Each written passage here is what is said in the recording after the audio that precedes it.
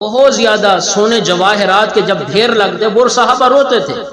اب ان کے ذہن کے اندر کیا بات آتی کہ جو ہم نے دنیا میں نیک اعمال کیے ہیں نا، تو کہیں اس کا بدلہ دنیا میں تو اللہ نے نہیں عطا فرمایا کہ اتنا ڈھیر سونے کا چاندی کا لگا ہوا ہے، جواہرات لگے ہوئے ہیں، کیونکہ ملکوں کے ملک وہ فتح کرتے تھے، جنگیں ہوتی تھی، جہاد کرتے تھے۔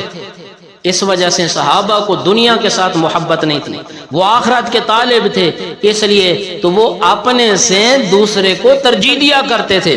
آپ نے فضائل اعمال میں پڑھا ہوگا، فضائل اعمال میں اپنے تعلیم کے دوران یہ سنا ہوگا، ایک بکرے کی سری ایک گھر میں گئی، دوسرے نے آگے بھیجا، انہوں نے آگے بھیجا، انہوں نے آگے بھیجا، نتیجہ کیا نکلا؟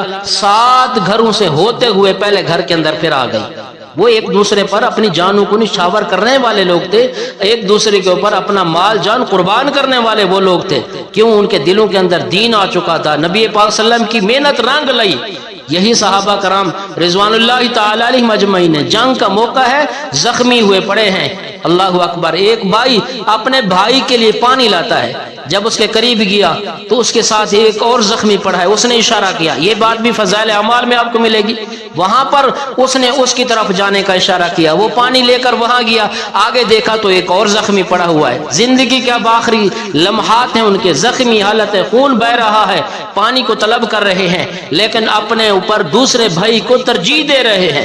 جب اس کے پاس پہنچے تو اس نے آگے اشارہ کر دیا، وہ آگے گئے، تو جب تیسرے تک پہنچے تو وہ شہادت نوش کر گئے، واپسی دوسرے پر پہنچے تو وہ بھی جام شہادت پی گئے، اور جب اپنے بھائی کے پاس پہنچے تو وہ بھی اللہ کو پیارے ہو گئے۔